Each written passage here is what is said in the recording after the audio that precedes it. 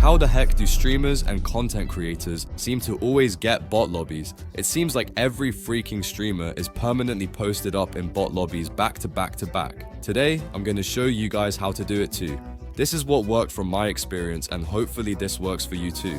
Drop a like if it helps, and let's get into the video. First things first, we need to define what sbmm is. For those of you that don't know, it stands for score-based matchmaking in COD, but how is it calculated, and more importantly, why should you care?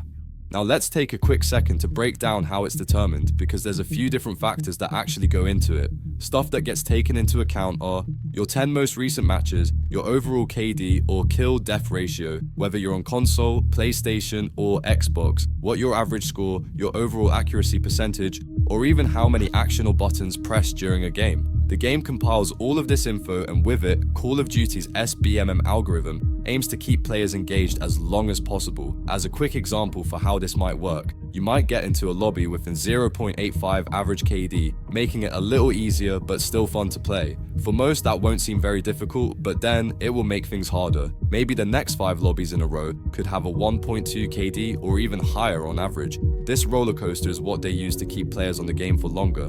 The first win has you feeling like a big shot, and the rest are there to humble you, but never completely destroy your dreams. Players will rotate between easy and hard lobbies, so it never gets so hard that you want to quit immediately, but not so easy that you're too bored to play more. To make things a little easier, they also try to put players around the same skill level, so one player doesn't end up dominating the others. Then they'll cycle it so you get players slightly above your skill level to dog walk you and strip you of your pride. This back and forth in the game is what keeps players on longer while they chase that initial win, since being on top is such a rush. Now that we understand the basics of Call of Duty's matchmaking and how it works, let's see how people bypass it completely. The first thing you'll need is a VPN. VPN stands for Virtual Private Network, and it can basically hide your IP address and location or mask your location as being somewhere else.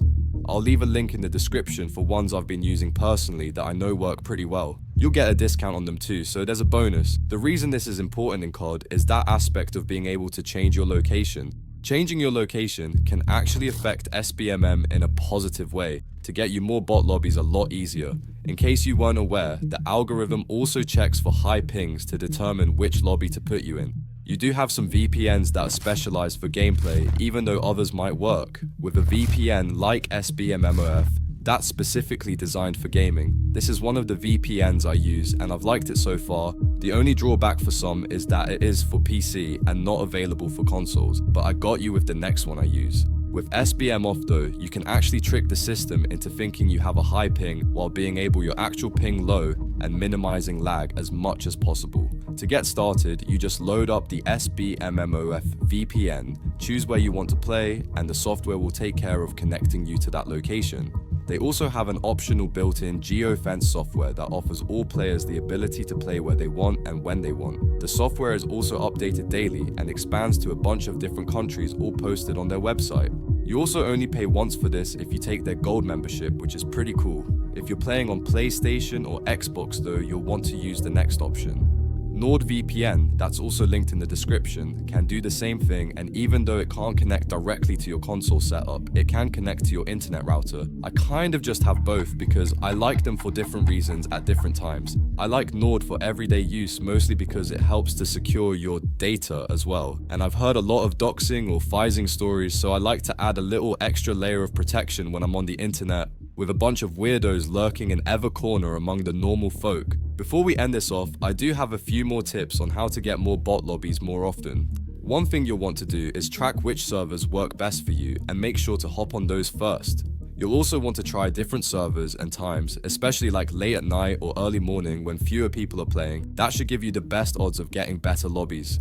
I know this one will sound simple, but you also want to double check to be sure you're actually switched to the servers, and that UVPN is active when you're trying for these lobbies. This has tripped me up more times than I'm willing to admit in public. I've tested VPNs for months without issues, and many other content creators haven't had problems either. Lastly, remember, this isn't a perfect system, so you won't be spamming bot lobbies for every single game. Streamers and content creators do a lot of editing, so of course the streams most upload are best case scenarios. However, this significantly increases your chance of getting into them more often than usual. That's just about it for me.